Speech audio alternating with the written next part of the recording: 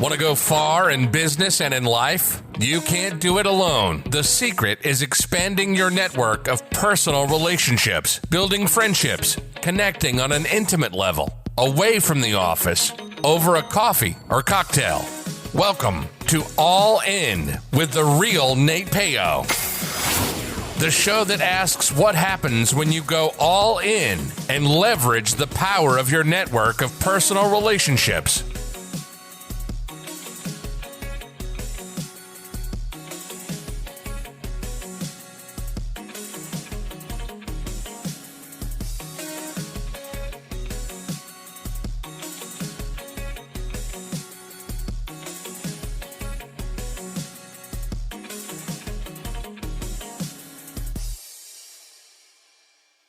From author Donnie Bovine comes the book, How to Be a Success Champion, available on Amazon. After years of living other people's dreams, author Donnie Bovine decided to jump out on his own and start a business, thinking it would be easy. Instead, he had a rude awakening and quickly understood that he had spent 20 years being an employee and had no idea how to be a business owner. His business was tanking, and he was on the brink of losing everything when he decided to fight for business freedom. In this must-read and life-changing book, author Donnie Bovine shares with readers his story intermingled with lessons learned from his mistakes and his failures. In How to Be a Success Champion, you will find advice the author received from mentors and how he went from zero to a six-figure business. The author walks you through the steps of how to get out of your own way, how to play the game of business and win, find your strengths, how to network effectively, how to build a personal brand, how to create champions for your business, how to get great at sales, how to take complete ownership of you and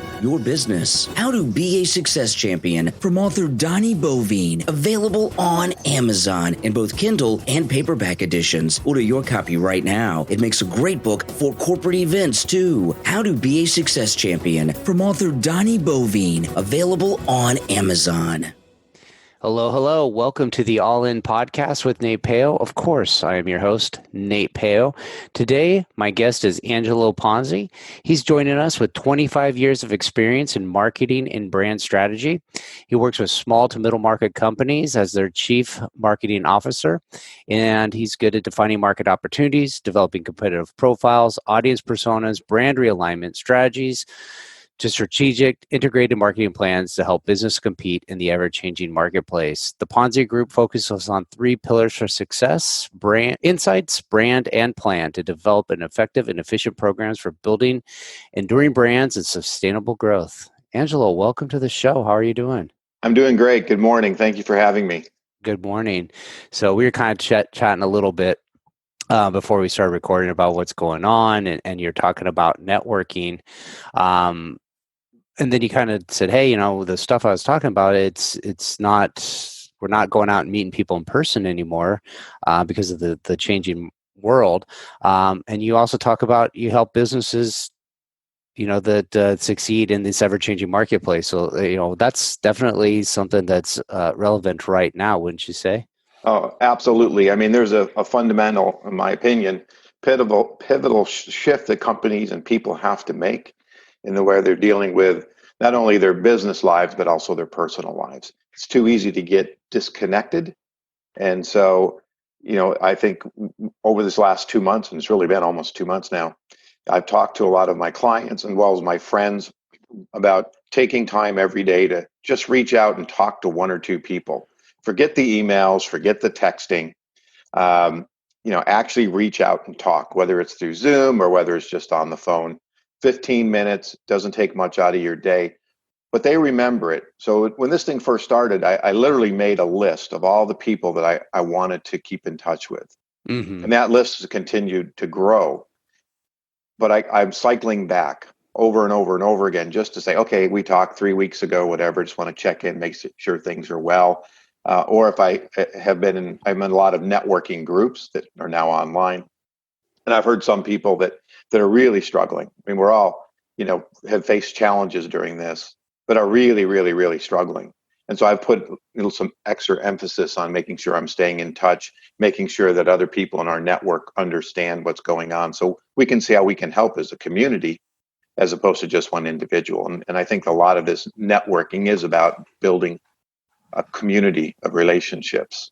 Mm-hmm. So because we can't, now go to all these groups that I normally go to, finding new ways to stay in touch, I think, is really important. Yeah, it was like interesting. So this is at the time of recording, it's May 20th, in the middle of the COVID-19 stay-at-home orders. But like when at first like people got home, they're like, this is kind of like fun, like it's a little break from work, and we're all sitting on the couch watching Netflix, and then a week passed, and it's, hey, this is a little bit scarier. When are we going back to work? And we're accommodating it. But people, like for me, like a lot of the people I would network with in real life were kind of on social media, and we were making jokes, and we were kind of like I felt like, especially on LinkedIn, like there's a lot of people like getting on LinkedIn and communicating and having fun. But I think like as the time progressed, people were like, I don't like their habits of continually to reach out and connect with people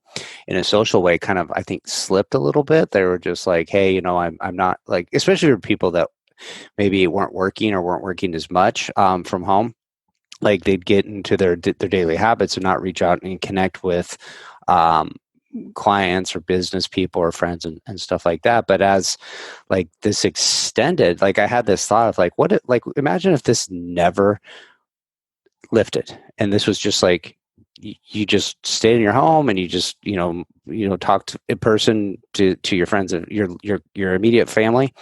Like, would you figure out a way to do the things you want to do? Or would you just sit there waiting for the doors to open and go back to normal? Or do you say, hey, look, I got to find a new way? And so to me, I started thinking like, hey, if you have a desire to, forge friendships and stuff like that, you have to be the one that reaches out, makes that connection, makes that effort to drive it. Otherwise,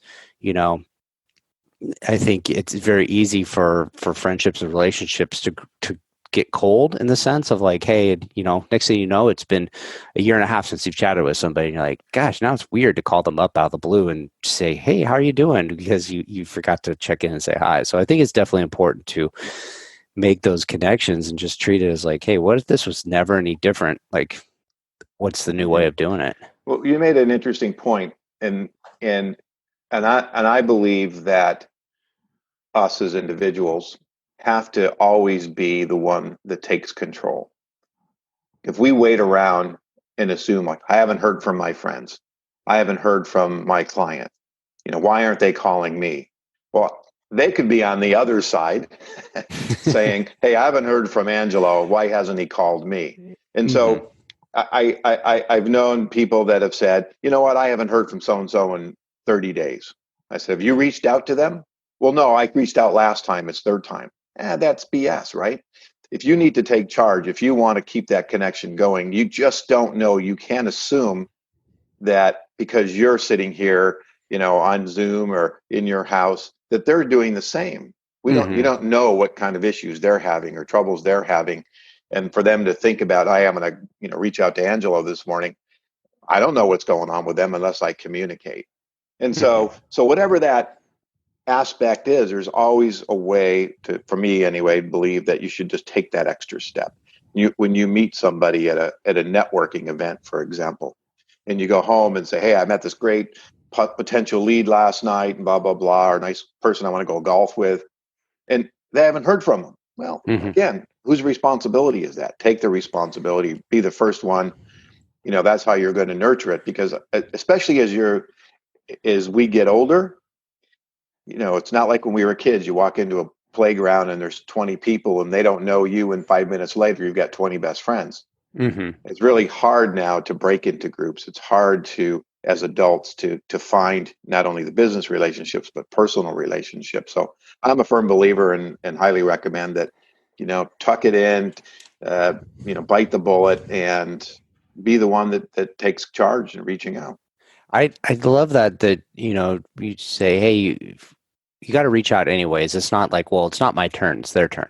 Like, to me, that's like a keeping score friendship. And it's like, it's stupid. Now I'm not saying like, hey, if I reach out to you and you don't respond, and I reach out to you again and you don't respond, it's always That's my different. responsibility to keep bugging you. That's just, sometimes like annoying, and like the relationship's not there, and that's to let it go.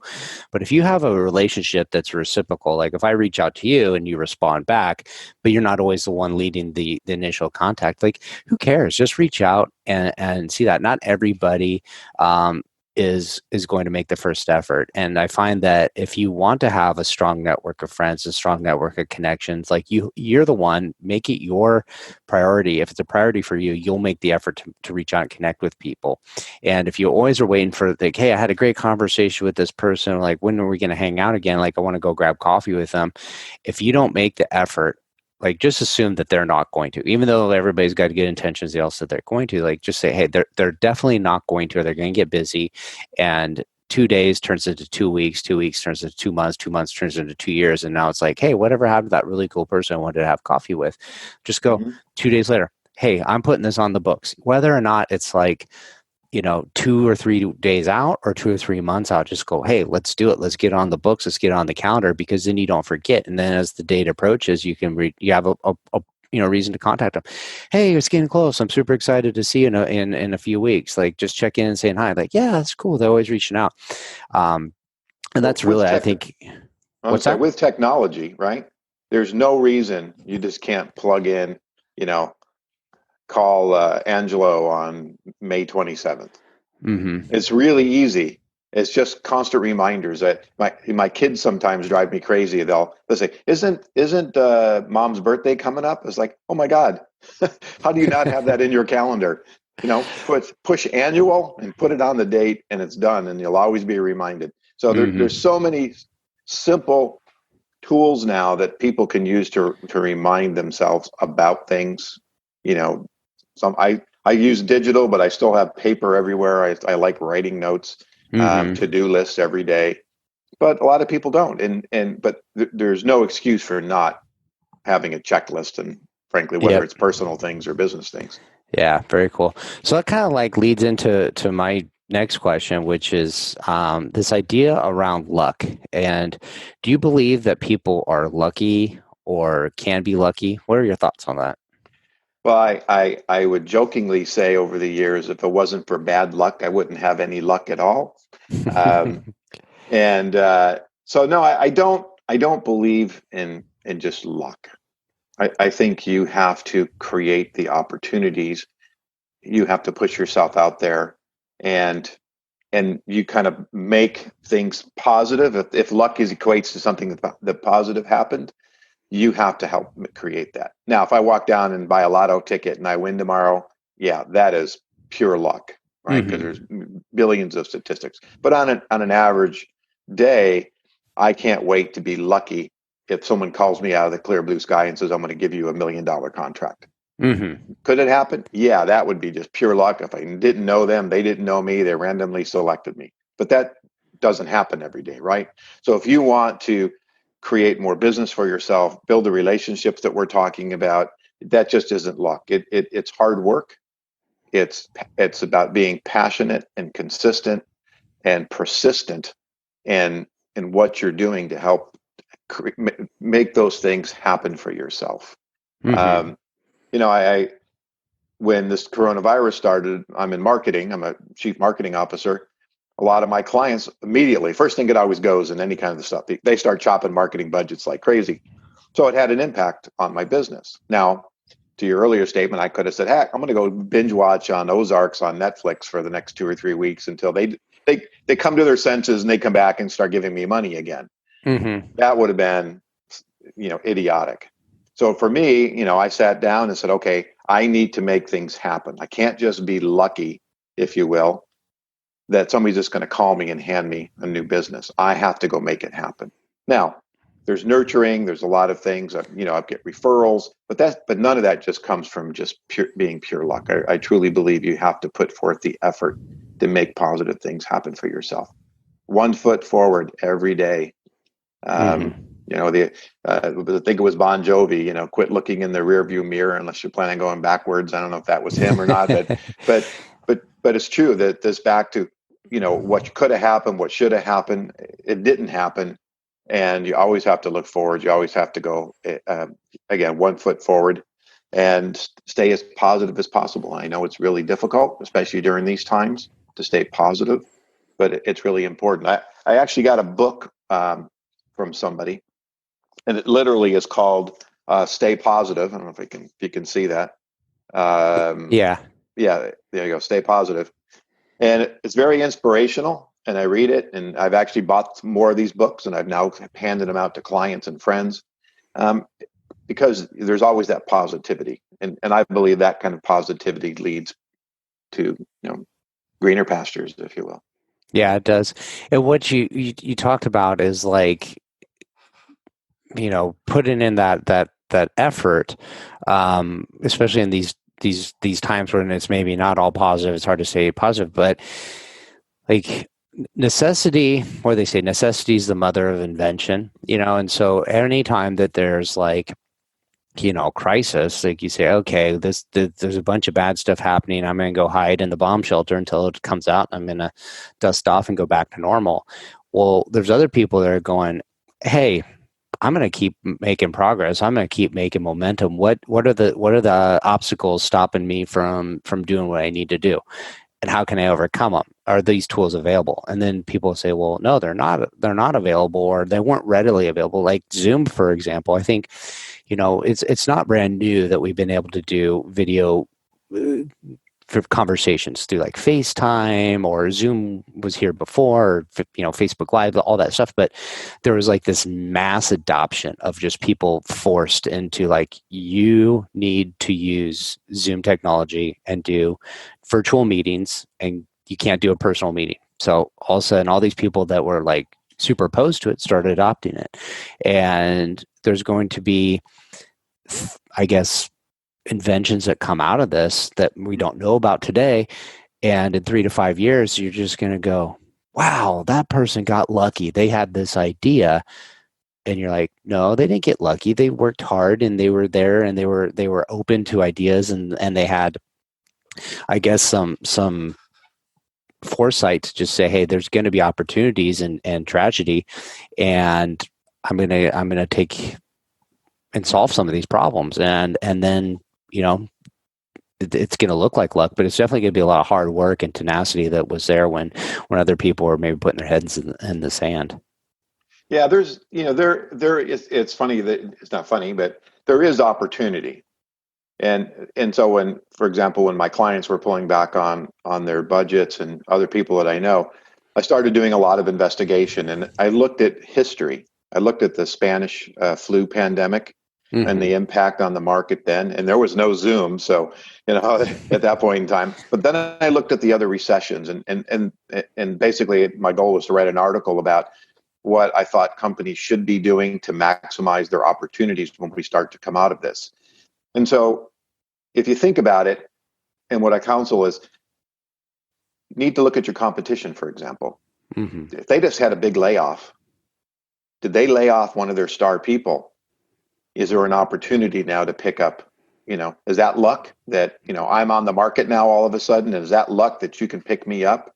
Is it luck that they can't deliver on their product, or their distribution channels are in trouble, and now they've created an opportunity for you to expand? Or, as we've seen with a lot of the pivots and what people are doing, they're now taking their businesses that might be kind of struggling, and now they're focused on medical, right? They're focused on whether it's masks or antiviral lotions and things like that. So it really is these kinds of troubling times. And I'm not an opportunist, but as a business person, you have to look at where can you pivot and succeed and take advantage. And to your point of innovation, I mean, there's so many things that I believe when we come out of this, like having these kinds of conversations on over Zoom as opposed to in person, that's going to continue on. I think businesses are going to realize that, do I really need a $750 a square foot high-rise office building to put Ponzi in it when he can sit at home? He's already proved that he's productive. So why would I bring him back? Maybe I just have him come to the office once a week. He does some hoteling, he plugs in, and he's here for the day and he leaves. Right. So there's going to be a lot of changes. I truly believe a lot of changes that are going to become norm when we start coming out of this. I'd agree creating that opportunity. that retail, or not the retail, the commercial like office space, that one's going to be interesting because you go and you say, oh, all right, well, you know, if I want to attract the best talent, I need to be in this locale, and I got to pay top dollar rent. So let's say like you're going to be in downtown LA or downtown, Irvine, and you're going to pay at least high dollar rents because that's where all the talent lives. They live by the coast. They want to live here. And you say, okay, so it's going to work two ways, I think, is you're going to have the people that can't afford to live at the coast that are commuting, and they're living in a place where it's the right ratio of affordability and commute time. And now they say, crap, I don't have to commute to work. So, I don't even have to live within 1,000 miles of where I work. So I could go move to a location that gives me exactly what I want. Maybe it's like living on a farm in Texas, or it's living, so somewhere else up in the mountains or something like that. Or then there's also the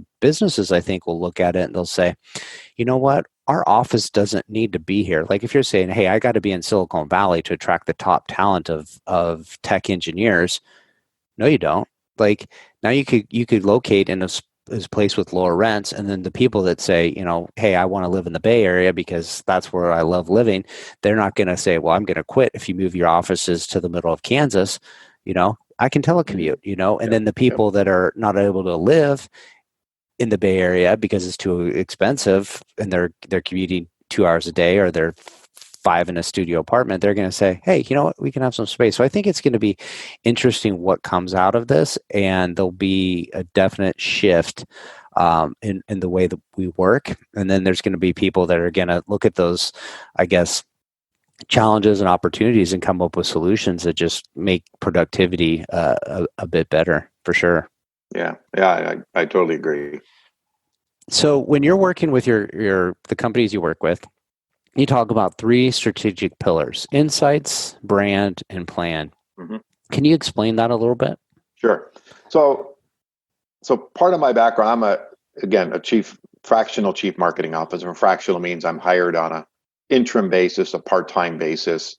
And so the assignments might be shorter. But as a strategic marketer, I get into really understanding the nuances of the marketplace, the nuances of the competition, of product, consumer behavior, those kinds of things, as opposed to the creative side where I'm worried about the tactical stuff. I'm very on the strategic. So insights, really what that is I'm looking for some kind of nugget of information or nuances from gathering using market research, whether it's quantitative or qualitative. And qualitative is more like we're doing today, right? We're having a conversation, versus focus groups versus quantitative, which is all statistical and you can do projections off it. So gathering that kind of information, then secondary research, which is stuff that already exists in the marketplace, might be a study that you buy or internal data, and utilizing that and looking for opportunities to leverage into a strategic approach to the marketing strategies. So the brand then becomes, so that's insights, then brand becomes more about how do we position, what's our messaging, how do we differentiate ourselves from the competition.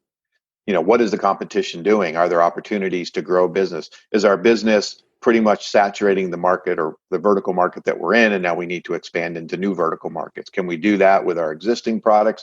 Do we need to create new products? Does that create challenges from new competitors that we don't face now? And if it is, then we need to go figure out who they are.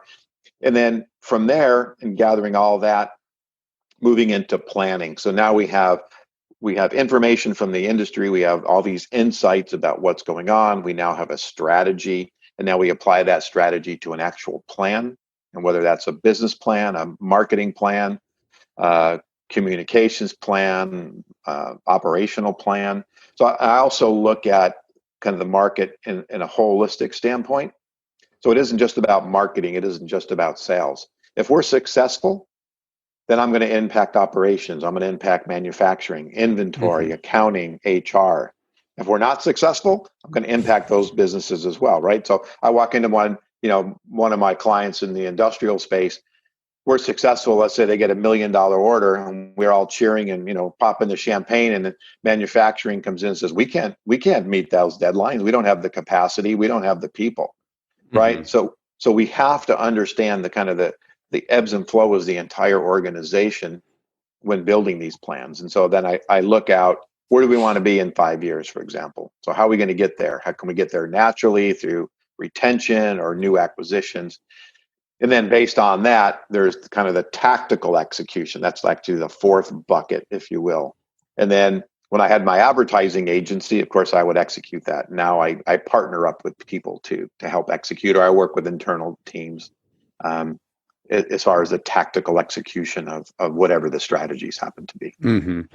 So, I mean, that's an interesting take. Is like a lot of times people go out there and they say, "Hey, we're going to lead with, I guess, the brand and the storytelling," but they don't figure out the insights and how they're going to execute the plan afterwards. They just lead with like, "Hey, we want to go out there and sell this cool story and this imagery."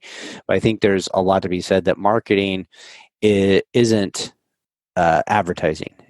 Advertising is a part of marketing, and marketing starts with the numbers, like who are we going for, what are their problems, how many people can we serve, that type of stuff, and you identify that. So when somebody comes to you and they're looking to utilize your company to provide this marketing solution, there's this idea around being all in for me that has a lot to do with like your efforts you put into what you're about to accomplish. Maybe it's an idea, maybe it's an outcome. So how would you describe the words all in to you with regards to being all in on an idea? Sure. Well, it's for me, it's about total immersion. As a fractional, which basically I'm a part-time guy, right? I may go into my client's offices once a week, maybe twice, maybe 2 half days. So I'm not the guy that's sitting there every day. I'm not the guy that's interfacing with the employees all the time. And so there's a certain effort that I don't want to be perceived as the consultant who, comes in, blows in, throws a lot of ideas out and says, go implement them and walk out the door. Mm-hmm. So for me, when I engage, and I even have it in my agreements that even though I'm a fractional, I'm going to act as a full-time employee. I am, part of my deal is I have to be considered in the C-suite. I have to be able to have an opinion, and so for me, all in is total immersion to learn and do the best job possible for my clients, based on the fact that I'm taking a fraction of my time, but giving them 100% of it. That makes sense. That makes a lot of sense. It's the right, I think, attitude to have. Like you could just, here's a bunch of ideas. Yeah. Good luck. Maybe they work, maybe they don't. Maybe you'll figure out how to implement them. Maybe you won't. Maybe you start off with this idea. Hey, let me know how it works. And it's like it evolves, and you need some guidance to help steer the company in that direction to work out. Now you talked about being a fractional consultant / employee. Like, so not everybody is in that market for a fractional chief marketing officer. So how would you describe your ideal clients and who they are and the industries they serve and what they look and smell and taste like? Sure. So first of all, I like to say I'm industry agnostic. I have literally worked with semiconductor equipment manufacturers, so like $1 million machines, and I've also worked with ice cream and everything in between. So I have both a B2B and B2C background. So I've worked with software companies, I've worked with tech companies, finance companies, industrial Christmas companies on the B2B side, but I've also worked with, like I said, ice cream, alcoholic beverages, and some food products, restaurants, consumer finance stuff. But to me, it's about the skill set of marketing and not necessarily the industry. And probably the areas there's a couple areas I don't play in, and partially because I just don't have an interest, and that's in pharmaceuticals and things like that. I've just never had an interest in it, so I never really bothered to even chase any of that. But I think because of my, I consider myself a strategic marketer, and with my research backgrounds, I know how to get information. I know how to get up to speed very quickly and how to utilize that information. So that allowed me to play in a lot of different arenas. The ideal customer for me right now is I say I do deal with startups, I'm very choosy. In my previous history, I would take them left and right and do trade out for stock options and things like that. And frankly, after all these years, then none of them ever worked out. But I still help. I'm actually a mentor at UCI to in the startup group over there in innovation to help young folks come in and ask me questions and give them advice and guidance and hopefully some of them take it, some of them don't. But I'm in there. So I do work with startups, but I try to stay at least at $3 million to about $75 million, maybe 100, depending on the organization and their makeup and what they're trying to accomplish. And I do like B2B probably a little more than B2C, but I do like both. They're different animals, depending on what they are. But you're still dealing with either a buyer or you're dealing with a consumer like us. And so that's, and the other part, it's going to sound very silly, but they have to believe in marketing. I actually had a phone call. I worked on a distracted driving application years back. And I got a call about 2 years ago from somebody who said, "Hey, I've got a company. I want the CEO to talk to you. We're developing this distracted driving app. With your background, I think you'd really help." I said, "Great, I'm happy to talk to them." So he calls me and says, "I got to tell you right off before we start, I don't really believe in marketing. And so convince me why I should hire you." And I said, "No, I'm not. Why do I want to put myself through that every day? If you don't believe in what marketing can do for you, forget me, what marketing can do for you, why would I want to spend every day trying to convince you that what I was doing was right?" So again, it sounds silly, but there has to be an emphasis and a belief that there's that old adage that sales and marketing are always at odds against each other. And I don't work that way. I believe they're synergistic, that we're building the brand, paving the way, opening the doors, gathering whatever the leads are, for sales to make an easier sale, right? If they go knock on a door and people say, "I have no idea what your company is about or who you are," then that's a failure of marketing, not a failure of sales, right? And so I think, and I've got some strategic partners that I work with. I mean, we're really, looking at sales and marketing as being the growth engine. So again, my ideal customer, 3 million to 75, either B2B, B2C. And I have to be speaking to the CEO, the president, the owner, right? Not another CMO, because not going to hire me. And depending on the level of marketing, like one of my clients has 7 marketing people, and the leader is a director of marketing, but they're very tactically driven. I find that in a lot of cases when I'm brought in, the company is very tactical, right? They got the website going, they've got the the literature going, and they're doing their social media posts, but there's no strategy, there's no storytelling, if you will. If you used that word before, I'll grab on that, about the business. There's a lot of chest pounding that, "Aren't we great? We're wonderful, and you're gonna love working with us." Well, that's not really what you want to be telling them. You want to be going out and talking about how their customers are going to benefit because they used your products, right? So you have to really think about an understanding. And that's the other thing I find really surprising. And again, sounds silly, but how many businesses truly do not understand their customer? They don't talk to them. They rely on the salespeople, and again, not disparaging salespeople, to deliver insights on what's going on in the marketplace. Well, there's a bias in there already, right? Because they're making a sale, they're trying to get their commission. And so the information coming back, and that's just research in general, that potentially inputs from lots of different people are all going to have different biases. If you and I went out and talked to 2 different customers today, well, the way I approach it, the way you approach it's different, right? So we already built in bias on the way we ask questions, the way we do things. And if that information isn't being filtered and analyzed, then there's potential issues. So surprisingly, a lot of businesses just think they know their customers. I had a software client about 2 years ago that I did an outreach to all their clients, and I heard 2 things. If there's a problem, I forget the lady's name, our customer service lady is right there. She fixes it, right, Johnny on the spot. Well, what about upper management? When's the last time you've talked to them? Oh, year and a half, maybe. We haven't talked to them in a long time. Well, and then you go back to management and they say, "Oh no, they love us." my attitude was, they don't even know you. How can they love you? They might love your product, but they don't know you. And you're just creating an opportunity for somebody to step in, build a relationship. As this whole thing started off about networking, right? Somebody else builds a relationship with them. And now the first blip, they're going to turn to the person that they trust and they like versus somebody they don't know.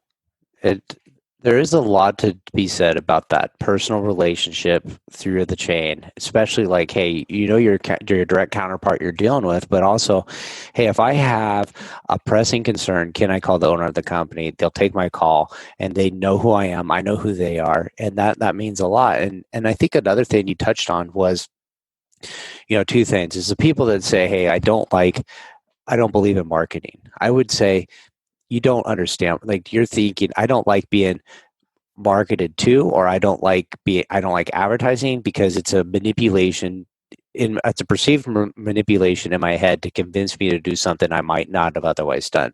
But that's not what marketing is. Marketing is, hey, if you're in business, you have a problem you're solving, and you need to reach a certain number of people, because not everybody's a yes. So you figure out how many people you need to talk to, that funnels it down to how many people are going to use your product and find your service and stuff like that. So it's really, it's a way of knowing the numbers of who you're talking to. You're talking to the right people, and you're trying to get that gap between the number of people you talk to and the number of people that are your yeses a little lower. But you're right too about this idea of perception of, hey, we think we're this company, but we don't talk to our customers. So you have a perception, right, what you think you are. Okay, I'm this company and I do X, Y, Z, and these are my strong suits.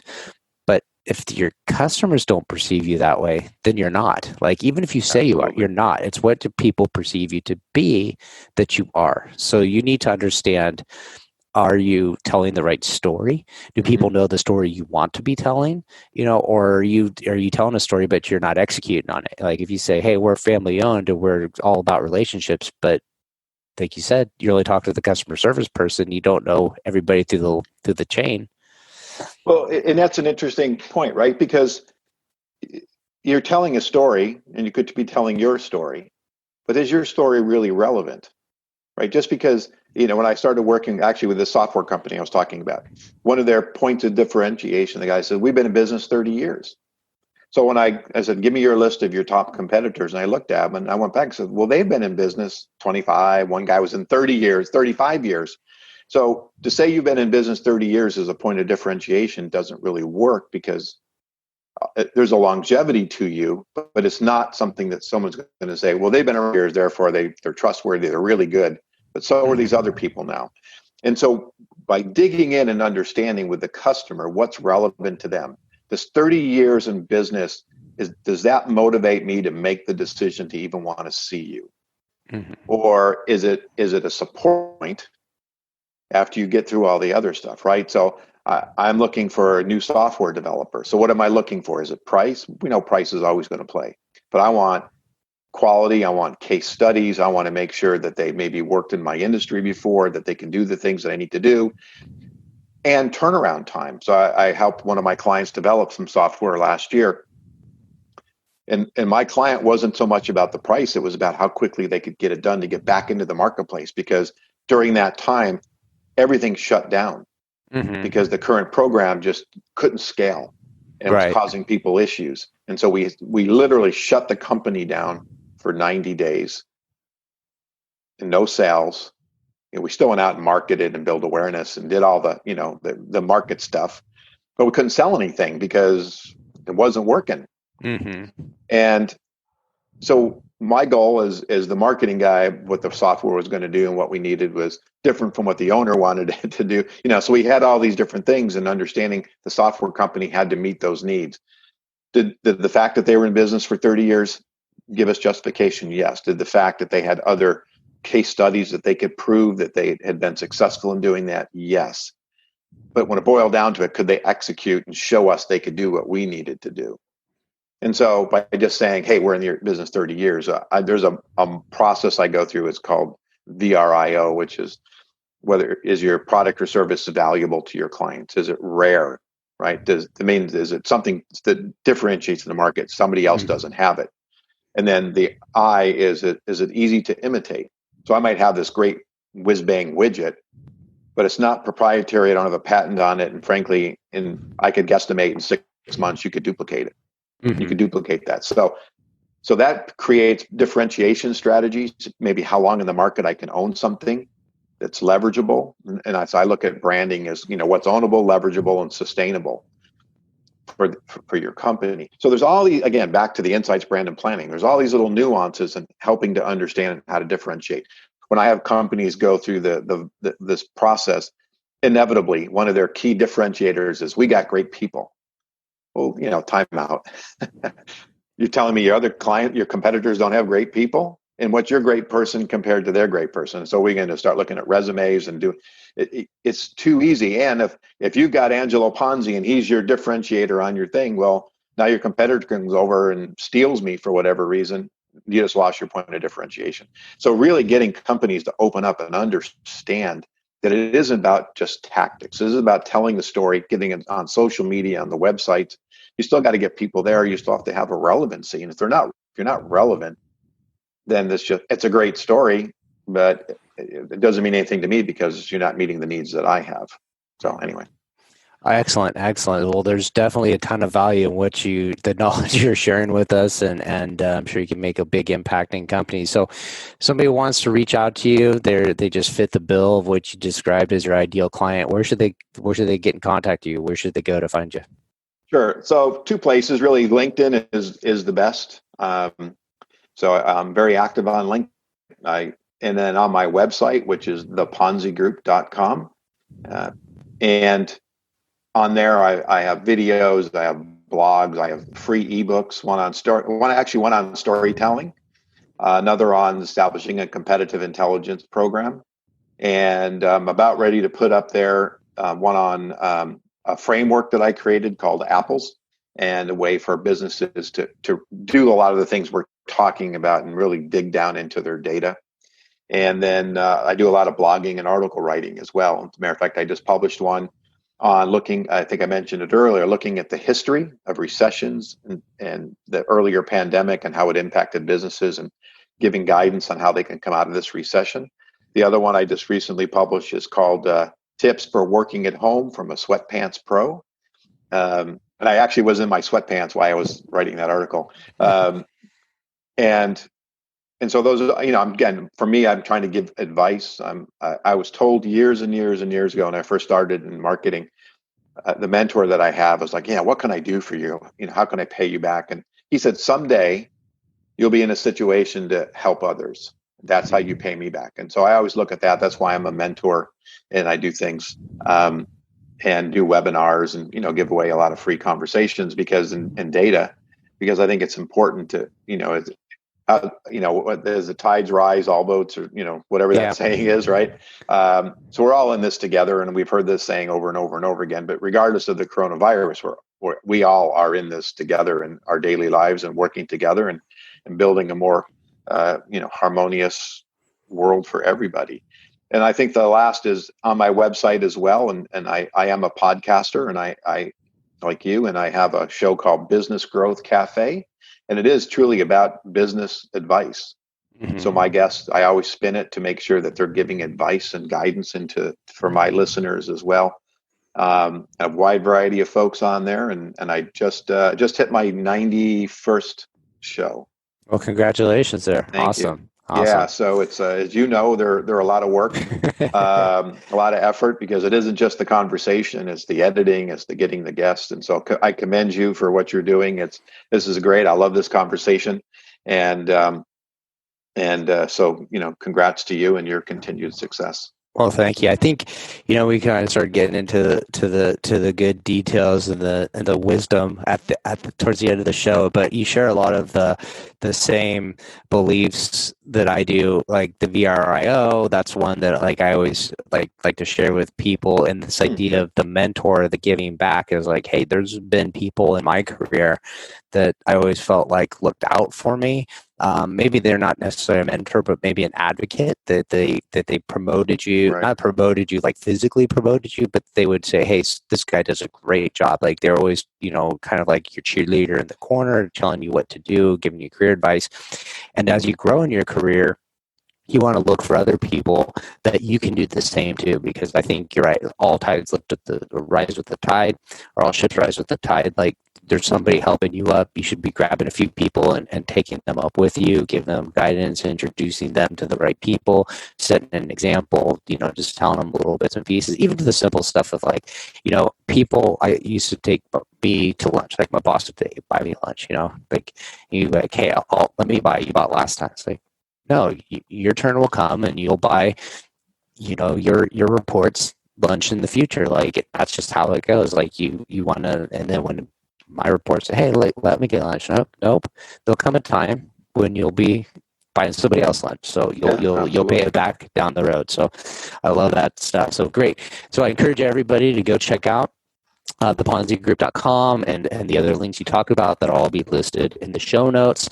Subscribe to the podcast. I think, the ideas you surround yourself with, they influence your behavior, and then your behavior takes you in the outcomes you want to do. So when you're surrounded by good advice, I think you're going to create your own luck. Back to the full circle of our story here.